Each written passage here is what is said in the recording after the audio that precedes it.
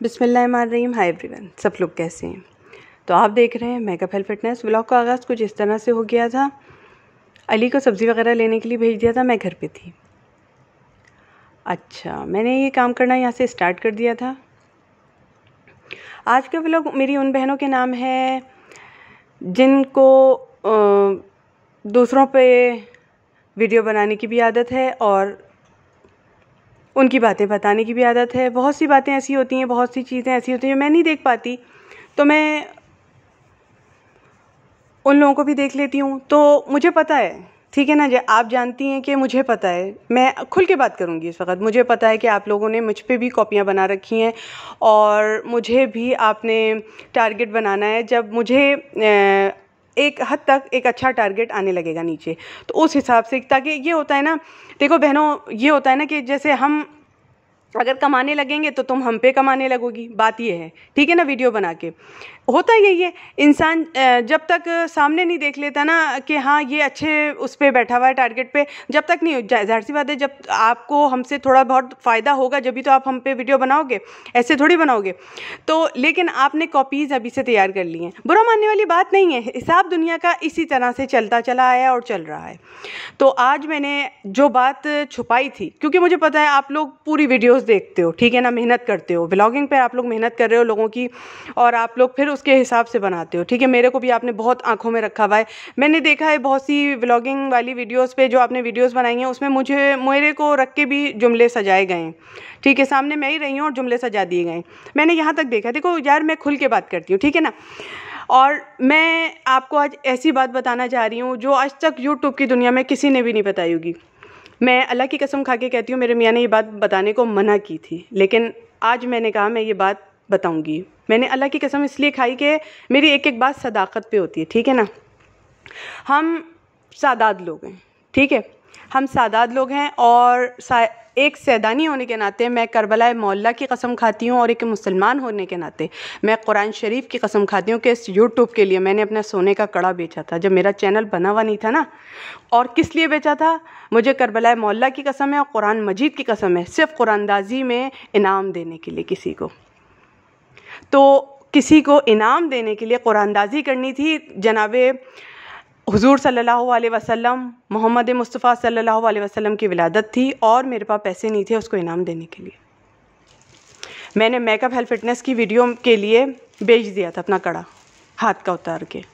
तो ये भी बात आप नोट फरमा लीजिएगा अपनी डायरियों में कि कोई है जिसको थोड़े से टारगेट हो रहा हो, थोड़ा सा, इतना सा आ रहा हो, ठीक है ना, जिसको कहते हैं सी व्यूज़, ठीक है। समझ गई होंगी आप, समझ गई होंगी। या मैं पूरा नाम भी नहीं ले सकती, हम लोग वैसे है ना, तो हम पूरा नाम भी नहीं ले सकते, ठीक है। सी व्यूज़, ठीक है, समझ गए होंगे आप लोगों की, इशारा काफ़ी होता है, ठीक है। वो भी नहीं थे, ठीक है, इतने ज़्यादा। और आप आज भी सी व्यूज़ वहाँ पे जाके देख लो, नहीं है इतने, ठीक है ना।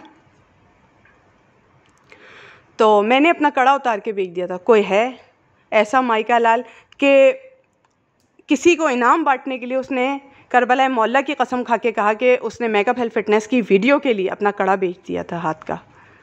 मैं तो दूसरा भी कड़ा बेचने वाली थी जब दूसरे कुरानदाजी का समय आया, लेकिन मैंने कहा नहीं, ये मैं क्या कर रही हूँ। एक अंदर से आवाज़ आई, ये मैं क्या कर रही हूँ, अभी मेरा चैनल बना नहीं है और आगे बनने के भी इतने इम्कानात नहीं हैं, ये मैं क्या कर रही हूँ।